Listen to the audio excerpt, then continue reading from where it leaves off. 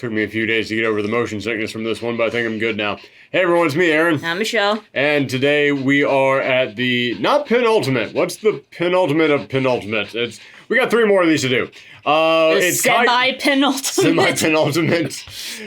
Son of penultimate. So anyway, it's KaiJUNE. We've been watching kaiju movies all throughout the month of June. And we've only got 3 more left because we've been going decade by decade. We have now hit the 2000s. And we're going to do what was one of, I'd say, the biggest films of the decade. It was definitely a film that left an impact with people. And I personally love this film. We're talking about Cloverfield. When was the first time that you saw this? I think I saw it with you when we rented it on like DVD or something like that. Oh, geez, that must have been a while ago then. Yeah. It's like when we first started dating or something. Okay, yeah. Oh, I think I remember that now. Yeah. Yes, okay. I saw this in theaters right after I moved to New York, all the way back in 2008. And I remember 2 things. One, I had to get up at one point and walk outside because I thought I was going to throw up. Because that's something that I heard a lot of people complain about with this film, is that it made them motion sick. And as we were watching it this time, I was like, well, you know what? I'm not sitting there at the big theater looking at it on the big screen there. It's on TV. Probably won't be as bad. And man, it didn't hit me that hard, but I remembered how bad it got when this thing started up. But the other thing that I remember from that first experience of watching this was when I got sick, I went outside. I was in Brooklyn when I was watching this. But I went outside, and as I was catching my breath, I kind of just stared in the direction of Manhattan. And for the first time ever, it dawned on me, oh yeah, that's an island. Yeah. That's... If something attacked and the bridges went down, you're just there. You're kind of screwed, and I had never really thought about it like that until then. It's weird that I moved to the city after 9/11, and the thing that made me realize how dangerous it is to be trapped on New York City was a giant monster movie. Not real-world events. The giant monster movie based on real-world events. Because that's something, for anybody who's never seen Cloverfield, the first film that we watched for KaiJUNE was the original Godzilla film. And we talked all throughout that about how it tied into the atomic bomb at the end of World War II and how all that was based on that. It was all commentary on the atomic bomb. This, I would honestly be willing to say, is America's Godzilla. Because this is all based on 9/11. Yeah. Like, it's not like, if you have any vague memory, if you're even slightly a millennial, and you have the vaguest memory of, oh yeah, I kind of remember what it was like around then, you'll watch this and it'll all come rushing back to you. Yeah, like I remember like the videos on the news and everything, is like all the dust coming up, and seeing the dust coming up around the movie is like, oh shit. Yeah, and like I specifically remember there was a moment in which someone was screaming, oh my god, and I remember... I don't know if it was like an interview or even just like a critic pointing this out.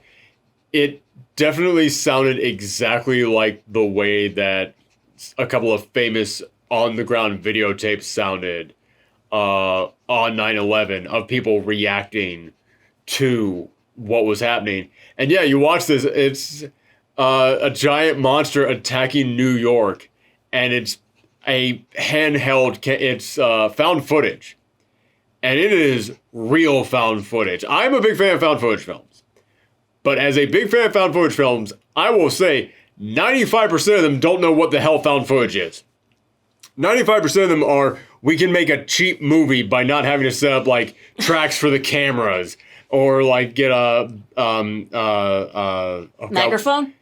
No, they definitely have microphones. But the thing that balances the camera so it doesn't look like it's flat when the person's on it. I forget what it's called. Is it gyro something? Something.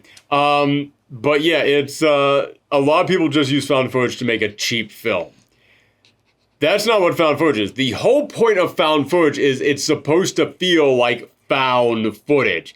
It's supposed to be that feeling of, I'm just walking along and I found a videotape just lying on the ground. And I decided, I'll take it home. And then I popped it in and I saw the weirdest shit I've ever seen. Like, something I should not have witnessed. Like something that was supposed to be a home movie, but turned out to be something how this videotape get here in the middle of the street? Yes. Something happened. And this is one of the few found footage films that actually understands that. Mm-hmm. Because this is from the moment the tape begins to the moment the tape ends, it's just the tape that is in this camera, just recording all the events that are happening. Like, even the Blair Witch, the original one, the one that, like, caused the found footage boom, it's still 2 cameras, and it starts by saying, we found 2 different videotapes, and we spliced them together to make this. So it's like, okay, so somebody still found this and edited. This feels like you just found this thing. The only thing that feels like it's edited in is when it begins, it says, footage recovered from Cloverfield incident at the former site of Central Park. Which is an amazing way to start your film. Because you don't know what's going to happen, but you know it's going to be bad. That's another thing that I enjoy about... I've seen so many people criticize found footage because it's like, oh, it always kind of ends with something bad happens and the camera falls down. It's like, yeah, because it's found footage. The entire point is something caused the footage to have to be found. It's like, oh, this is handed to me footage. Yeah, doesn't quite have the same ring to it. So it's like, I understand why if you just want a normal movie that feels bad, I don't want a normal movie when I watch found footage. I want found footage. And so when it starts off like that, it's like, oh, shit. So it puts that little thought in the back of your head. And you go through so many things throughout this film. You forget that mentioned Central Park at the beginning. So towards the end of this, when they get to Central Park, you're like, oh, yeah, right. Oh, fuck. Oh, things are about to get real bad. But for anybody who has never seen this, the film starts off and it focuses on Jason and Beth. And they're a couple and they're just very lovey-dovey with each other. But it is a handheld camera. And then the footage kind of cuts off. And then it cuts to Jason's brother, Rob, and his girlfriend, Lily. And they're talking about how they're going to throw a party for Jason. And again, for anybody who's wondering what I'm talking about when I say it cuts off, this is still all one video. What the essential premise is, and this gets revealed pretty soon, is that the videotape that we're watching was a romantic day out between Jason and Beth. But when they wanted to throw this party, they just found this camcorder. Was like, yeah, just record, and they didn't check that there was a tape already in there. Yeah. So every now and again, it's rare that it happens, but every now and again, they will stop recording because they're like, okay, I gotta stop and rewind and check what I just recorded, and then it will stop and it will play the few seconds of their romantic day, and that is such a brilliant way to tell the backstory. Yeah, here. it is. It's so good. Because, yeah, that's all you really need to understand. Man, they had a real nice thing going. Because when it cuts back to the present, you see the big party for Jason. He's going away. He's moving to Japan. And then Beth shows up to the party, and he's got someone else there. He's got that guy from Superstore. Man, I didn't know he was in this movie. And when he popped up, I quickly pulled out my phone, pulled out IMDb. I had to make sure that was him, and yeah, it is. Which, by the way, weird that he's also in another found footage horror film, but that's aside the point. You see she's there with this other guy, and it's kind of cold between them, and then there's a moment in which they're taking the camera around, and Lily is like, okay, you can't tell anybody this, but Jason and Beth slept together. And the fact that that's supposed to be a secret lets you know they were friends, and this was like a will they, won't they thing for many years, and then it finally happened, but then something went sour. I love how few details we get, but it's enough that you understand what's happening. And HUD, that's the guy they turn the camera over to. So it's TJ Miller playing TJ Miller. Basically, yeah. So including taking creepy hidden shots of women. I don't know if TJ Miller specifically did that, but we all know that TJ Miller did creepy things we don't need to talk about, but it's a little bit weird when it gets to that one moment where you see him recording like a sleeping woman. It's like, oh, this would be bad with anybody, but with him it's especially bad. But yeah, sorry. he basically wants to like record everything. So like when they confront her, she's like, turn off the camera. No one needs to see this. No one needs to know about this. So he puts it down and like pretends that it's not on, but it is. And then suddenly he goes around with the camera and is like, oh my God, they're cheating. Did you hear that? It's a great way of establishing their friends group, of establishing who HUD is as a character. And that's another thing that I really like about HUD, is that when Rob doesn't want to do all the videotaping at the party. He wants to pawn this off. He pawns it off on HUD, who also doesn't want to do it, but you immediately get the sense that when HUD gets the experience of holding the camera in his hands, he gets a little bit of a power trip. And I like that because, again, it explains why the hell he's filming so much. Because that, and also we'll get to the other reason why I love. But yeah, you get the sense that the reason why he's filming everything is because he likes being the guy with the camera. He gets a little bit of a power trip because we watch that thought kind of form in his head. That's one of those things about found footage films of, okay, why are they always recording? Yeah, that kind of immediately gives you that feeling. But they've now got this awkward thing going on. Jason and Beth, something clearly happened. Then Beth leaves because it's too awkward. And shortly after she leaves, they hear this giant roar. The city starts shaking. All the lights go out across the city. And then things start rumbling. Everybody goes down to the street.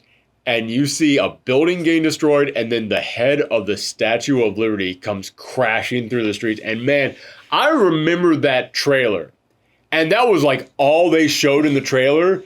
And that was enough to make everybody go, well, I gotta see this. Yeah, exactly. I don't know what this is, but I gotta see it. The ad campaign for Cloverfield was so good because they didn't show shit. They knew people were gonna be lining up for this. They knew the exact right amount to show for this to get everybody to come lining up for it. And this is another thing that a lot of people forget about Cloverfield. They had like a Blair Witch level ad campaign. This definitely was kind of riding on the coattails of Blair Witch, even though it came many years after Blair Witch. But there were a lot of Blair Witch copycats out there, and none of them really understood how to capture that feeling. This is the closest we've got.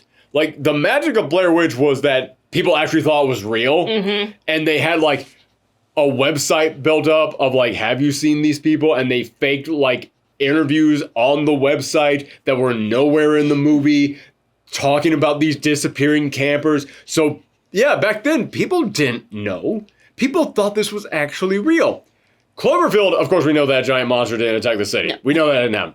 However, they knew people were going to be wondering, okay, what the hell is that? Because as this movie goes along, you get no answers, and I love that. You get very tiny bits of information, but it's all you get is as they are like interacting with the military, you'll hear someone say something and you get the sense that they might know something, but that's all the sense you get. Somebody here might know something, but it's not us. Start speculating. So they did set up websites around this, but they didn't even advertise it. They like left it there for people to find. This sounds like the kind of thing that a fan would do, but no, the studio actually did this. It's like real world Easter eggs. Like basically you just had to go out there and hope that someone would eventually find this. For all I know, there's still some websites that never got found. But you can trace the origin of like what this corporation knew about this monster. You can trace like when it crashed down onto Earth. In fact, I think that like it crashed down to the ocean, and I think this one I'm not entirely sure on.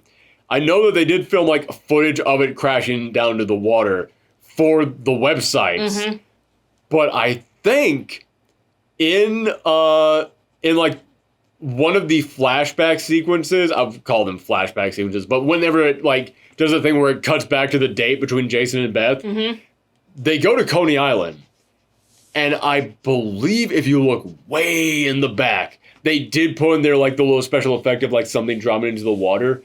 And I was looking for it this time, and I didn't see it, but I have heard that it's there. But that's another thing about this film. There's a lot of I heard it's there about this film, and I love that about this movie. I love that there's just so much of like, oh, well, did you notice this thing? Did you notice that thing? Well, my theory on this is that. This was, in a weird way, this was my generation's Five Nights at Freddy's. Pretty much, yeah. It kind of was. Yeah. If they made cheap cash grab like sequels over and over and over again, trying to expand the lore, it probably would have worked as well. Actually, fuck that. They did do that. It just took a while. Yeah. Because there was 10 Cloverfield Lane, which is awesome, but it doesn't tie into this at all. But then there's the Cloverfield Paradox, which was on Netflix. And I remember when they dropped that, like just during the Super Bowl, they were like, by the way, there's a brand new Cloverfield movie. Oh, wow. And it's on Netflix now. What the? Whoa!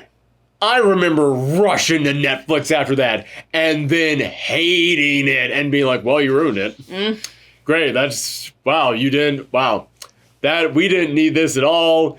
It almost makes the original film worse, except for the fact that I keep forgetting Cloverfield Paradox exists. So I can forget that, put it out of my mind, but every now and again, in the back of my head, there's that little voice of, hey, remember this movie exists? Oh, now I'm sad. Anywho, that was my one-man play, everybody. But yeah, so there's a monster that's attacking the city. And we follow Jason, Lily, Hud, this girl Marlene, who Hud was hitting on at the party, and their brother, and Jason's brother, Rob. And they're trying to get out of the city. Jason is also trying to contact Beth, but nobody can get in touch with anybody. And then the bridges break and they can't get out. And they're kind of trapped on the island and they're trying to figure out what to do. But then Jason is able to contact Beth and she's crying. She's saying she's injured and she can't move.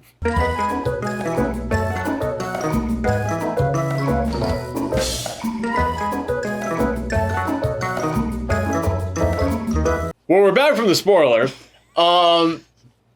So, Jason finds out that Beth is injured. She cannot move.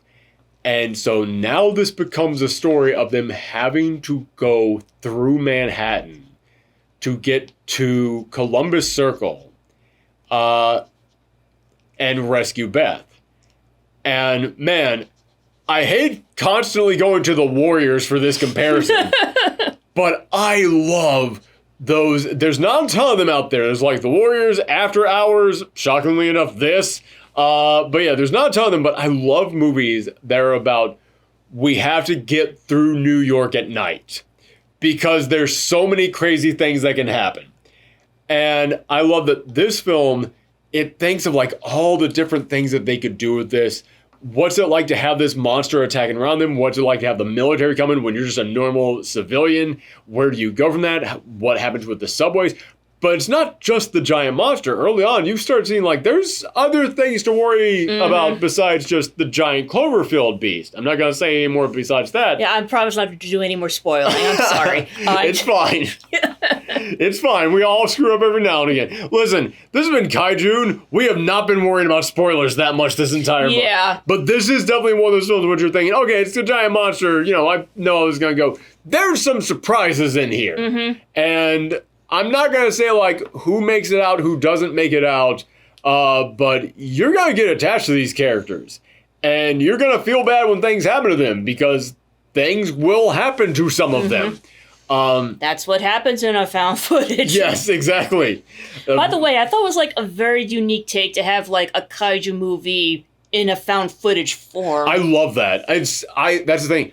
I feel like so many people have gotten lazy with found footage. But it's like, no, that can work in so many different situations. And when you think about the idea of a kaiju attack, yes, there's going to be people recording it the whole time. And this is, again, another one of those things where people always wonder, well, why does the found footage guy keep recording through all of this?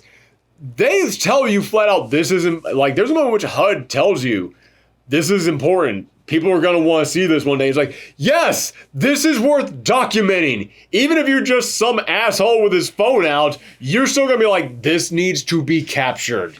This needs to be recorded. You know, it's like, back then, it's like, you don't need to record this. Nowadays, like, everyone's recording everything on their phones. Yeah, I'd honestly say, like, found footage these days is the most likely, is the most acceptable thing that you could have in a movie because everybody's like, yeah, everybody's filming. The only problem is found footage needs to look kind of crappy and phones are too good. Phones look too nice. That was another thing. No phones. It got to be VHS. Yes. yeah, that's a weird thing. Is like, yeah, I feel like found footage is one of those things. A lot of people talk about horror films and say, well, it's hard to do horror these days when everybody has a cell phone because then they can just call the cops. Which I've always had problems with that argument. I'm not going to get into right now. But when it comes to found footage, I'm like, it is better when it's like, the 90s or something. When it's like, okay, you have a camcorder that wouldn't be huge, it'd be portable, but also you can get that feeling of, okay, I picked this up and I just instantly start playing it. And there have been people who have done like the phone found footage that I think have been done pretty well. Eventually, one day we're going to do a found footage month, and we'll explore some of those. But yeah, I do think that like having a handheld thing works better for found footage because it looks bad, because it does not look professional. And I mentioned the motion sickness in here.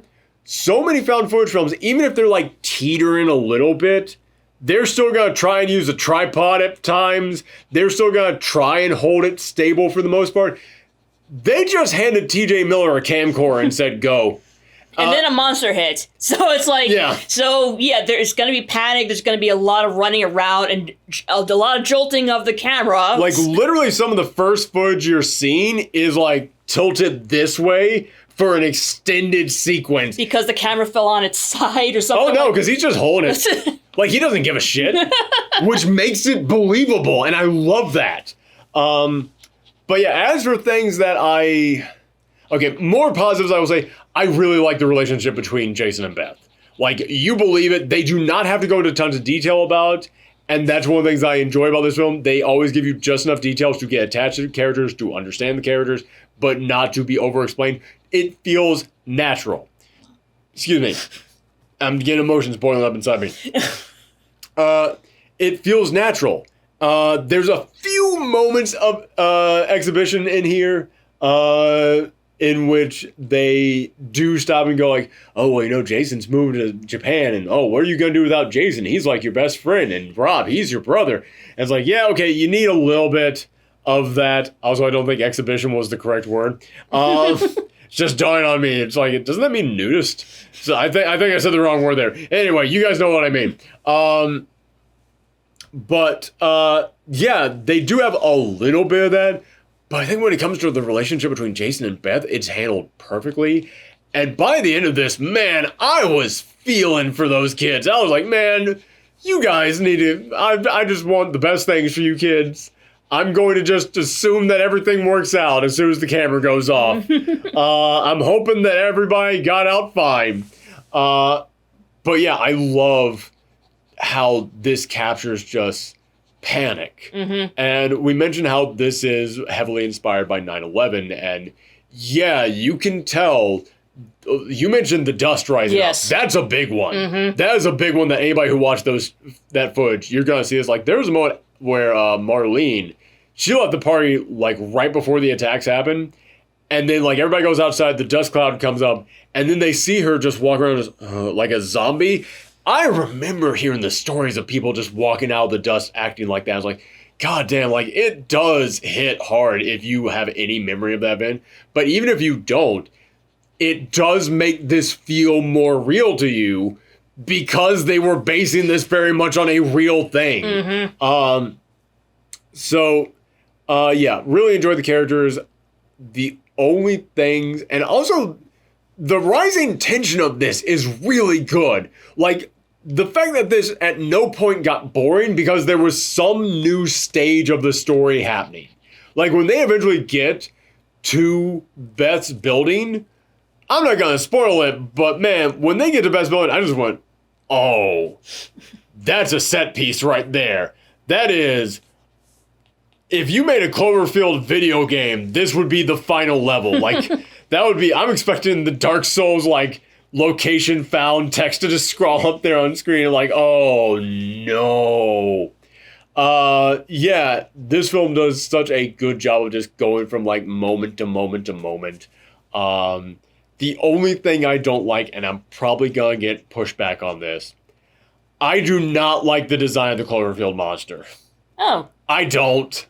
Why don't you like it? Is it too complicated? It's not too complicated. It just feels like a thing. Like, it doesn't... It feels too animalistic for me to really get like either scared or attached. Like, you know, if it's like Godzilla where it's like guy in the suit, I can get like some kind of like attachment to that. If it was like more of like a big animal thing, that if it had more of like a defined shape, I guess, then I could be more like, oh, that's some big beast. This feels like, I'll be honest with you, if it just had legs, I'd be way more open to it. But it feels like, okay, so I don't even know how to describe the head. It's almost like insect-like with its eyes, but then it's also got like weird, like bird arm things and more like a pterodactyl. Kind of, yeah, going back. And then there's like tentacles. It's like it's got like some, yeah, like its tail is doing this weird thing, and then there's no legs. Like it feels like too many ideas that don't congeal to me. Yeah. Yeah, that being said, at least I don't have to worry about confusing this movie with the other kaiju movies. Yes, this is a very, very unique monster. I will give it that. It is very unique. I do know that a lot of people really like the Cloverfield monster, and I think it's because it's so unique. But to me, it's just too many ideas that I don't think mesh well. I don't know. How do you feel about the kaiju monster? I did think it was weird, but I think that was intentional. It's definitely wants it to look weird. Like, there's a moment in which they say, maybe it's from the ocean, man. I mean, there's a lot of things there that we don't know what could possibly be in the ocean. It's like, I think they did kind of want to go for that. Like, we looked at things at the bottom of the ocean and thought what could exist out there kind of vibe.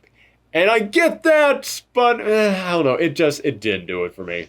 Yeah, and like, another thing is, like, we don't really get a good shot of the monster. So I don't know, like, so because of that, the design doesn't really bother me as much. Okay, fair enough. And, like, like, you know, it makes the story more interesting, more suspenseful. I guess what the thing for me is that I hate using this term. This is a horrible term. It's ruined so many things out there, but I'm going to have to use it. The monster is not very toyetic. I hate that fucking term. I do. I hate it. But you guys know what I mean when I say that. It's like, this does not look like something that I would want an action figure of, but I think that is intentional because they do want to look so alien. But like, I look at this thing and I'm just like, I can't see this like fighting Godzilla, but then again, I don't think that's its intent. Yeah. It's not supposed to be that like, kind of monster. The anatomy is complicated, so. Honestly, what reminds me of are the skull crawlers from Kong Skull Island, and I don't like the skull crawlers either. So I think that's just it. It's like, have some legs. Have some, like, listen, man. Like, if you're gonna stomp around a city, you need legs for that. Stomping. It's like, I think, yeah, it's like, I know it's a personal thing with me, because, as I said, the best way I can describe my problem with it is that this does not look like a monster that I could imagine fighting another giant monster. That's the point. It's supposed to look weird. It's not supposed to look like a monster that you would want a toy of. It was supposed to look like a monster that's supposed to be like, oh shit, what the hell is that? Like, it's not supposed to look like some guy in a suit. Yeah. It also kind of reminds me a little bit of the Mutos from that from the first Godzilla of the MonsterVerse films. You know, those ones? No, I don't. Yeah, they're not memorable. And I didn't like the Mutos either. Yeah, so it's like, man, I kind of just like, give me more of a defined shape, I guess is what it is. Okay. But again, I realize I am very much alone on that, because a lot of people do like the Cloverfield monster design. Anything else that you want to add about this? I don't know. It's like, is this like no, it's not the first, it's not the first kaiju movie that involves CGI I mean, the 90s Godzilla. Yes. So there's gotta be other ones too, but yeah, probably cheaper ones. Yeah. But this is the nicest CGI I had looked at that point on a monster. Yeah. Partly because it's found footage, you're allowed to have everything else around you look crappy. So when you're doing that, you're just like swinging the camera around real quick. But I think like that's another reason why this kaiju stands out from all the others, because it is done with CGI and not like with puppets or a guy in a suit. Yeah, that's definitely a part of it. Yeah, I can definitely see like, that. I appreciate practical effects. I know a lot of hard work goes into it, but there's only so much you can do. Practical effects are preferred when practical effects work. You probably could have done this with practical effects, but considering what they had to do for this, CGI just makes way more sense. Yeah, it's like if they used practical effects, they would have like blown their budget. If they used practical effects, they would have had to have used CGI to hide it. They'd be using CGI anyways, because what they would have had to have done is make a practical effect Cloverfield monster smashing through practical effects buildings, but then CGI that into whatever HUD is pointing the camera towards. It would have been CGI no matter what. Yeah. For found footage, that's the only way this could have been done. And also, we're now hitting that point in which is like, yeah, there's no more guys in suits from this point on. It's all CGI. But this was still to this day one of the better uses of CGI in a giant monster film, because the found footage hides a lot of the errors. It hides a lot of... If this was like just a regular shot film, we'd be pointing out a lot of it going, oh, you can see problems there. And we know that because this monster pops up in the Cloverfield paradox, even for just like one frame, and you're just like, oh, that don't look good. That ain't right. Yeah. Man, that movie's bad. So, anyway, anything else you want to add? Not really. All right, so going into scores, I'm giving this an A+. I'm not going S-class, and it's only because, yeah, the motion sickness is a little bit of a problem. But I really love so much of this film. I think that it's just handled so ingeniously. I love the work that they did around the film to raise the mystery of it.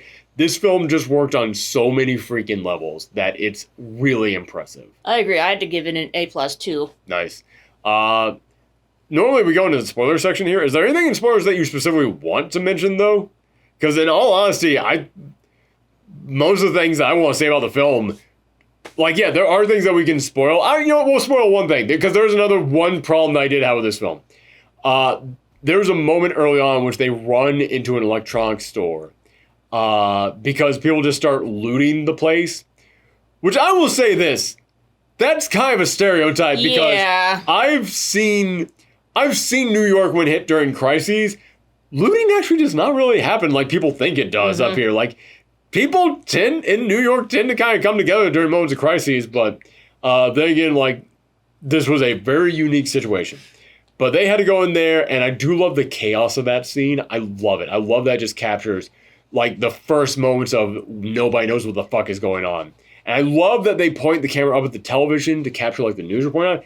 And there's a small detail. I love that SpongeBob is on another screen. And I love that so much because, again, I'm thinking about 9/11. I remember on that day, every single channel was tuned to the news. It was tuned to what was going on. Everybody was interrupting everything to cover that, except for Cartoon Network. Cartoon Network was the one channel that you could turn to, and they're like, listen, it's not a cartoon, if you need an escape, we're here, everybody. I remember getting home from school that day. It was like, fuck, man, it's horrible. I was just like looking at every single channel. It's like it's on every single channel.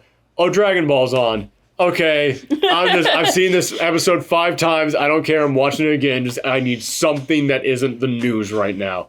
And yeah, I love that little detail that's like, nope, the cartoon stays on. That's a great detail. But when they're pointing out there, they see that it starts like shedding little tiny parasite versions of itself. I thought those were supposed to be like its babies or something. Something like that. It's, either like a parasite or babies or some other life form, something. Like, it's something. But it sheds them and it starts attacking people. And they run into those in the subway. And I love that sequence. I love when the rats start running. And you just get that sequence of all the rats running the same direction. That is great. I love, night vision is such an overused thing in found footage. Not nearly as many cameras back then had night vision. But the moment they use it for that reveal, so incredibly good. But the monsters, when they start attacking, they make the worst sound. Yeah. That I don't know how enough people approve that to make it into the final version. Well, to be fair, a lot of animals out there make really weird noises that you don't expect them to make. True, but this is a monster movie. You're not supposed to be reminded of Donald Duck. And that's what it sounded like. It was just like that was it. The entire that's the thumbnail for this video. But that was the sound the entire time. I was just like, dude, who said this is what the scary monster should be sounding like? So yeah, that is another little mini negative. But I love from there when they go into me in the military and they just see like what the military is doing on the ground there, just seeing how many people have been injured and just like the extent of it. Because I love that moment because it just reminds you a lot of other people are going through stuff right now. Like there's another moment in which they're going through and like some person who speaks Spanish is going up and he's pleading with them for something, but HUD has no idea what he's saying, so he has to like just leave him and keep going. I'm like, that guy's got his own adventure. He's doing his own thing. Like they're out to save Beth. He's trying to save someone else. He's begging for help right now. Like I love just the small details that let you know, no, the entire city is going through this. A lot of people have their own stories going on right now. And yeah, I do love the ending. That final moment in which they're saying their final message. I love that again in the beginning they were kind of like, why, like put the camera down, and then in the end after HUD dies, they pick the camera up because they like HUD had a good point. People need to see this. People are gonna want to see this in the future. It is important. So I love that they pick up the camera up and they start carrying it with them during those final moments. And yeah, like I said, I really like the relationship between Jason and Beth. And that final moment in which like the last thing you hear is them saying, I love you. Just like, God damn, man. And it goes back to the beginning. Like one of the opening shots that you get is like just a very quick shot of scientists dusting off the front of the camera before it then goes into the regular. I love like that like full circle of like we see the rocks coming down at the end, opens up with just dusting off like the remainder. Like, man, that's so good. That is so freaking good. This film, I was obsessed with this movie when it came out. I really was. I remember this was like the first movie that when I got on DVD, I was pausing it over and over and over again to go like, oh, it had a little bit of stack right there. And like, oh, it cut between stuff. But in between that cut, I think I saw something. And yeah, it's just shots of like classic King Kong is all it is. Like there's no hidden messages in there. It's just classic shots of King Kong. But yeah, I was so obsessed with this. I love this film so much. The only reason why I cannot give this an S is just because I get motion sick watching it. That's it. But yeah, if you don't have that problem, I highly recommend watching this film. I mean, granted, we're at the spoiler part, so I'm hoping that you watched it, but yeah. But that's it. Anything else you want to add? Not really. All right. Plus, cameras are about to run out. I guess I could tell how people die, but like that's kind of be obvious. I will say, my thing with all the names on blacked out, so I don't remember her name. But Rob's girlfriend, I like that she gets out because she does get on a separate helicopter from them. They have to get on a separate helicopter, and then you see that helicopter going off, and as they're on their helicopter and they start going off, you see what looks like, I always thought was another helicopter crashing. But now I'm not entirely sure. And I originally thought, oh, she died too in that crash. But they never react to it. And now that I'm watching it this time, I'm like, there's nothing that implies that was her in there. So yeah, I think she survived. And I like the idea that one person got out. It does add more impact to the other deaths in here, because it lets you know it was actually possible to survive if one person makes it out. I like that detail in there. But okay, we are almost done. Now we go to the actual penultimate episode of KaiJUNE. Moving into the 2010s, we were going to do Pacific Rim, because I know that is arguably the most popular kaiju movie of the 2010s. However, my Blu-ray wouldn't play. Yeah, it was not drift compatible with the PS5. That's very good. But yeah, I have a Blu-ray of it. I stuck it in there, and it just was like, refuses to read this disc. So instead, we're watching a very different kaiju film. We're watching one that we both love, though. At least I think you love it. I do like it. Yes. So automatic high recommendation. However, a lot of other people do not like it, and we will talk about that next time. We're watching Colossal. See you then, everybody. Bye.